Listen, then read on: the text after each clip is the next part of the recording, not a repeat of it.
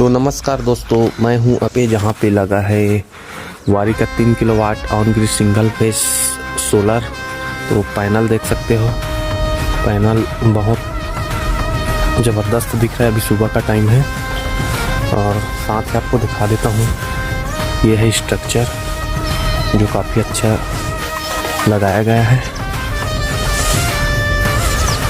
और ये है वारी की तरफ से ऑन ग्रिड 3 किलोवाट का पूरा सेटअप। तो अगर लोकेशन की बात करें तो ये अभी छत्तीसगढ़ में है, जो कि है मेरा। और इस सोलर का अगर टोटल खर्च अगर बताऊं तो 1,95,000 रुपये आया है, जिसमें 1,08,000 का सब्सिडी है और बैंक से फाइनेंस हुआ है।